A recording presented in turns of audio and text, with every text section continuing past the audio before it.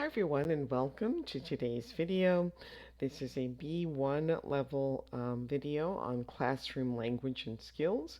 Today we're going to be talking about the responsibilities of student council.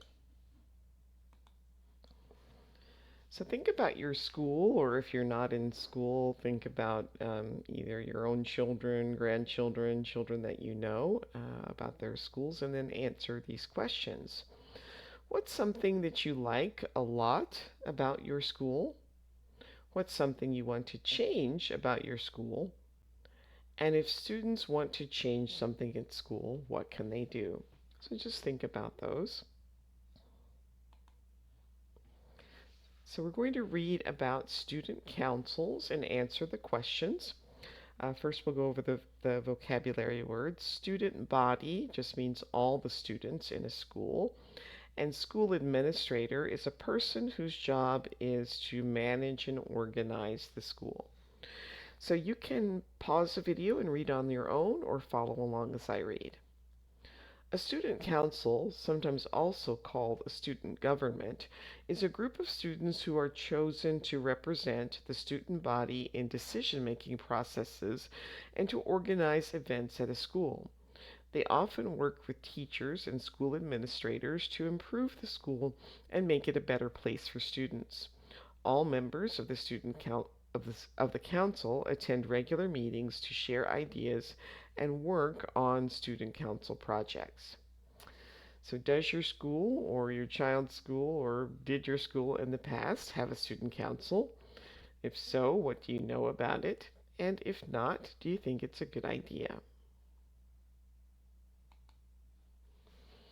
So positions within a student council. So in addition to the general members, student councils usually have special positions that have important responsibilities. Although all student councils are different, most student councils have the four positions below: president, vice president, secretary, and treasurer. So what do you think that each position is responsible for? And can you think of any other student council positions?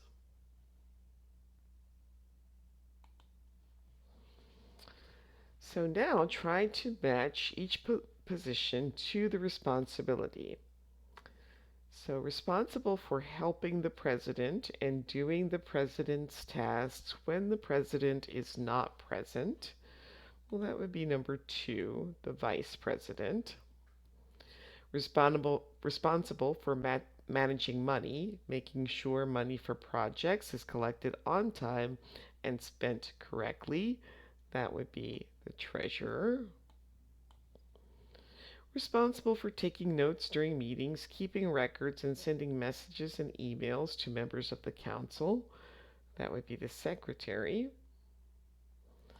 And responsible for planning and running meetings, giving tasks to other members of the council, and making sure other members complete tasks on time.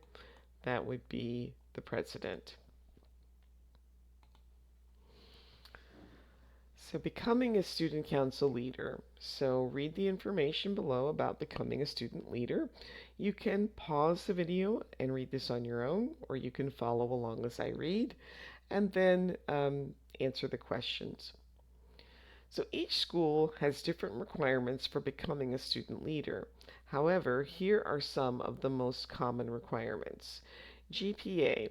Some schools want student leaders to have a high grade point average. In other words, students who want to become student council leaders must meet a minimum GPA. Extracurricular activities. At some schools, students who want to become leaders have to be involved with other extracurricular activities. For example, they must be on at least one sports team. Elections. There are often many people who want to become student leaders. To choose the best people, students often have elections.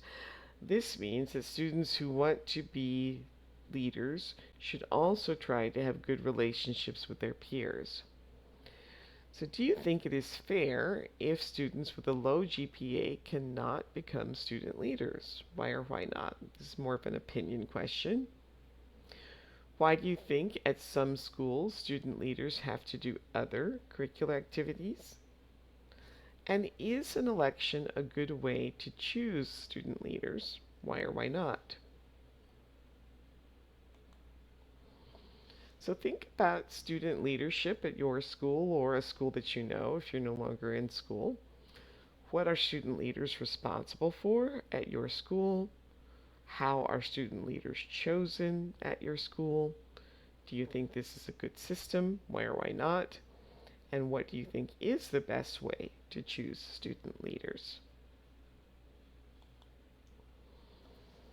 All right, so we're going to look at some examples from the text and then answer the questions. So students who want to become student council leaders must have a minimum GPA. Students who want to become leaders have to be involved with other extracurricular activities. And students who want to be leaders should try to have good relationships with their peers.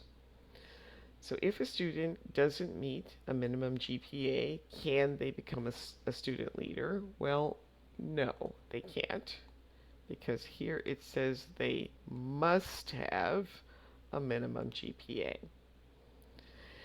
If a student isn't involved with other extracurricular activities, can they become a leader? That one is also no, because it says they have to be involved with other extracurricular activities. And if a student doesn't try to have good relationships with their peers, can they become a leader? Well, this one would actually be yes, because it says should try. So should is not as strong as must or have to.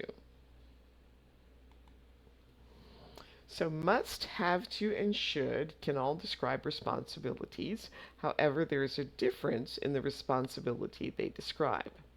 So students who want to become student council leaders must meet a minimum GPA. If you don't meet the minimum GPA, you cannot become a student leader. Students who want to become leaders have to be involved in other curricular activities. If you are not involved with other extracurricular activities, you cannot be a leader. And students who want to be leaders should try to have good relationships with their peers. If you don't try to have good relationships with your peers, you can still become a leader, but it is a good idea to try to have good relationships. So must and should are both modal verbs. This means that they use the same form for all subjects. They must meet a minimum GPA to become a student leader. She must meet a minimum GPA to become a student leader. They should try to have good relationships with their peers, or he should try to have good relationships with his peers. However, have to changes form depending on the subject. They have to be involved with other extracurricular activities, or she has to be involved with other extracurricular activities. All right, so now complete these sentences with your own ideas. So if you have problems with your math homework, you should talk to your teacher, talk to a tutor, talk to a friend who is very good in math and could help you. Students who want to be on the football team at my school have to try out, or they have to have a minimum GPA. They have to have their parents' permission. Are you sick? You look terrible. You should go to the doctor. You should go home. You should go to bed. I have a test tomorrow. I must study, or I must review my notes. And students who want to get good grades have to study, have to attend class, must listen, must complete all assignments. And then make 3 of your own sentences using must, have to, and should. So now we're going to read Felix's opinion about joining the student council. And do you agree with what he says? Why or why not? I don't think you should join the student council. It's just a waste of time, really. There are so many meetings and members have to go to them all. That means no time for sports or other activities. Also, the teachers and the principal make the big decisions at school, not the student council. So, do you agree or disagree with Felix? And tell why or why not.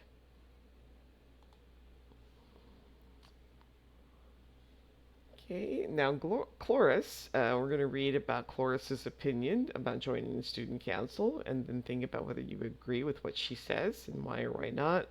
We have a vocabulary word first. Stand out from means to look more interesting than something. I think you should join the student council. It is a great way to help make the school a better place. You can also develop some useful skills like leadership and teamwork. You can make new friends too. What's more, if you want to go to college or find a job in the future, it makes you stand out from other students. So Cloris said that joining the student council is a good way to develop leadership skills. So think about these questions below. What does being a leader mean? What are some leadership skills? And can anyone be a good leader? Why or why not? And again, these are more opinion questions, really no right or wrong. So just think about these and see if you can write some answers to them. So now read Yara's views on leadership, and do you agree with her? Why or why not? A good leader has to be popular. If a leader is not popular, then nobody will listen to what they say. A leader at school must be someone who has a lot of friends. So do you agree or disagree with that? And why? And Mubiru's views on leadership. I believe that leaders have to be kind. They must be able to understand all the members of the group and have time to listen to their opinions. They should always make decisions that are good for everyone in the group. All right, so now think about what we've talked about in the lesson and describe a good student leader in detail and give some reasons. And that brings us to the end of today's video. Please like, subscribe, share, and if you have any questions, please leave those for me in the comments. Thanks for watching. I'll see you next time. Bye.